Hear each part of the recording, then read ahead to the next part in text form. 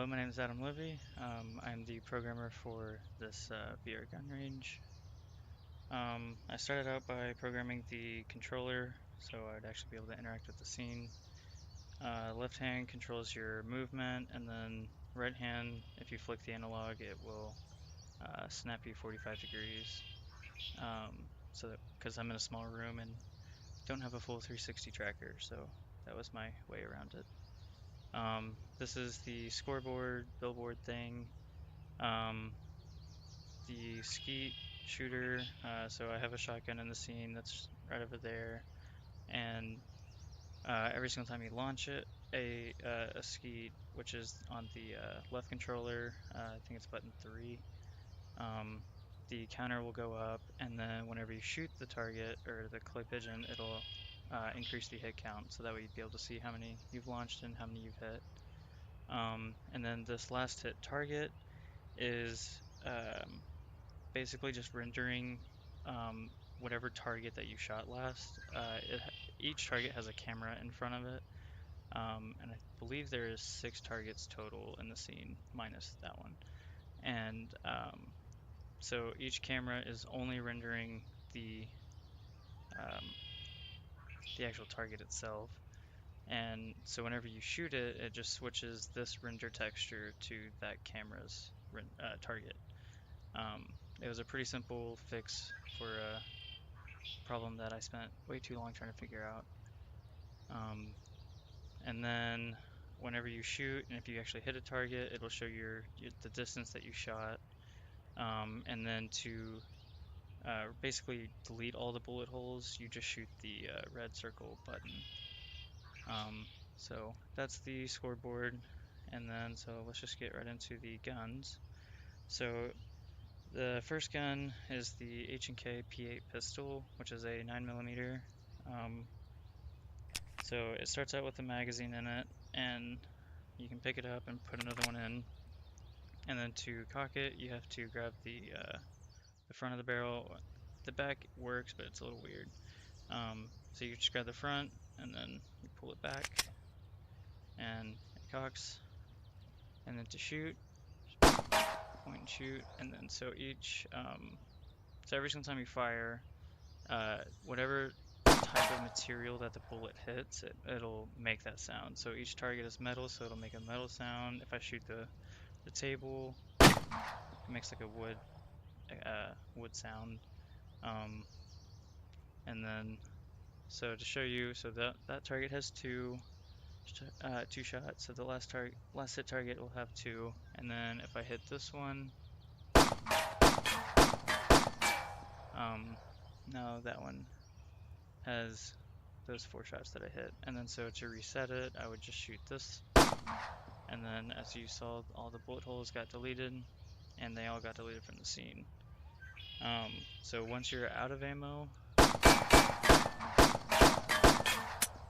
the bullet will make a little click, and so if you try to cock it again, it'll make the same click. So you can drop the magazine out, pick up a new one, stick it in, and then cock it, and it's ready to go again. So there's the pistol. It also spawns the bullet shells after you shoot. So onto the shotgun. I know it's not the prettiest looking shotgun, but it was the best free model that I could find. So the shotgun, you have to individually reload each shell like you would in real life. This holds 5 shots. And so I believe that was 5, yeah. And so if you put another one in, it'll just not, it won't go in, it'll just fall right back out.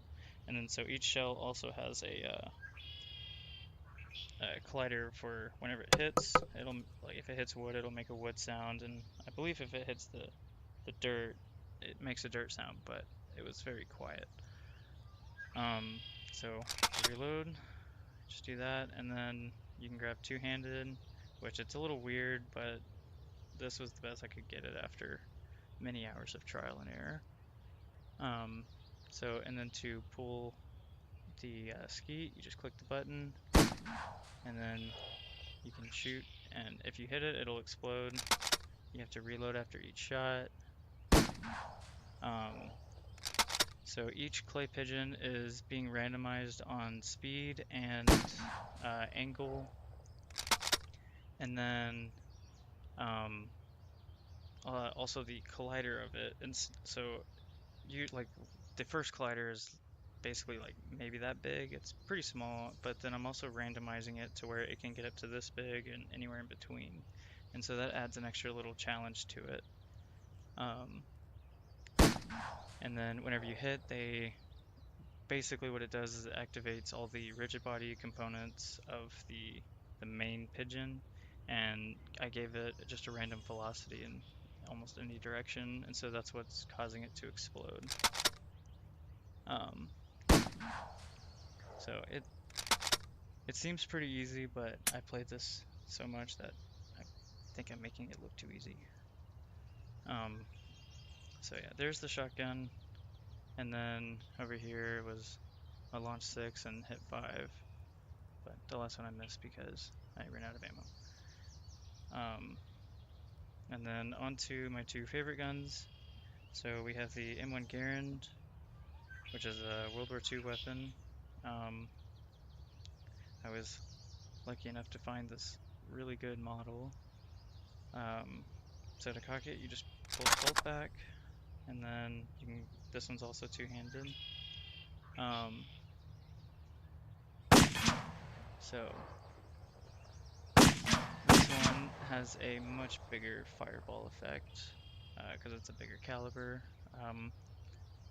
And then also the bullet program I spent quite a bit of time on. So each bullet uh, is not just going in a perfectly straight line, and it's also not a rigid body. Um, so what I'm doing is I'm casting a ray cast, but only like a really short distance. I mean, like maybe about between the two fingers, maybe about that much. Um, and then what I'm doing is from point A to point B. On point B, I'm subtracting gravity. And so each time that the raycast goes, it just moves down a little. And so since I'm doing it so many times per frame, it makes a really smooth curve. And it also makes a delay. And so when you see me shoot the M4 at that back target over there, you can really see the bullet drop and bullet delay. So that's the bullet logic essentially. So here's why this is my favorite gun. The ching that it makes whenever it um, ejects the magazine is just gorgeous.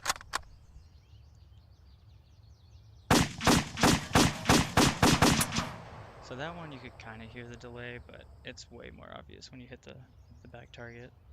And so for the M4, this was the actual first gun that I started messing around with. So my first thing was to do is take the magazine out and put it back in, and then got it to where you can pull the bolt back, and those were my first two accomplishments of the VR game. Then the two-handedness, I moved it back over here because without a foregrip, this is where you would normally grab a gun.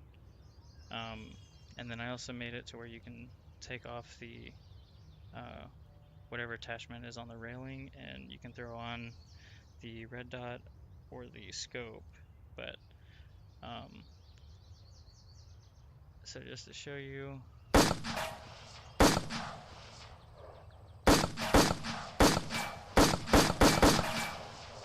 so there was the red dot. It's not the best, but it gets the point across. And then on the scope, I spent probably 5-6 hours on the scope to make it look as good as it does.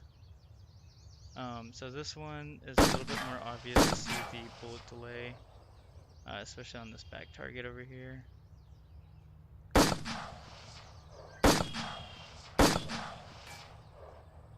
So I hit it, but I don't see where I hit it at.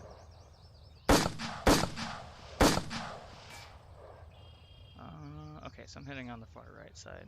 So there's a good about half-second delay between the pull of the trigger and the impact. And I was aiming about right above the head, and I was hitting over here. So it's a pretty good drop. Um, and then also on the M4 and only the M4, there is a full auto option. So if you click on the right hand, you can click I think it's button 2, and it switches, and you can hear the little click. Um, so, and each gun, or each clip has 30 rounds in it.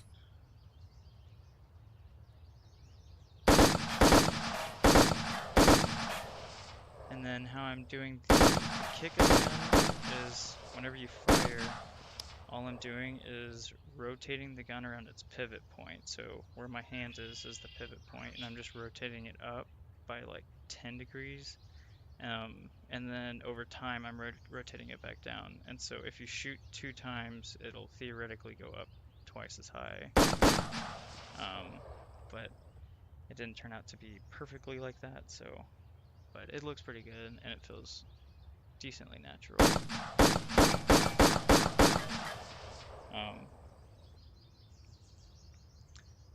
And then I guess the last thing I will talk about is the audio system. So I spent about 14 hours working on the audio system. And so what I did was I made just an empty game object that's placed in the scene, and then I put a list of every single audio file that I'm using into that list. And then, so for the M4, whenever I pull a trigger, it basically says, give me the sound for the M4 shooting. And so my audio manager will just give the file over to this gun, and then this gun's audio source, which is at the front of the barrel, will play the sound 1 time, or if you're in full auto, it'll just play it over and over. And so that's with every gun has, I believe, 4 different audio source or audio files. So you have the cocking, the mag out, and the mag in, and then the shot. And then on the shotgun, it's a little bit different. So this one has obviously the shell going in. It doesn't have it coming out. And then also these shells have its own audio to drop on the wood. This has the cocking audio.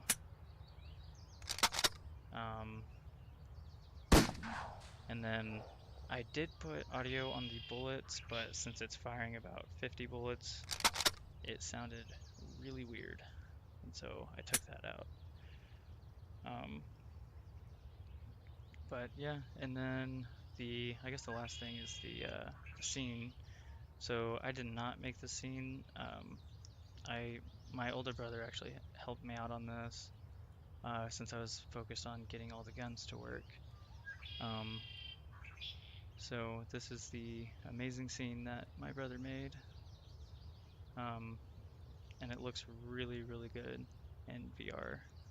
It makes you actually feel like you're at a gun range. So yeah, I think that's it.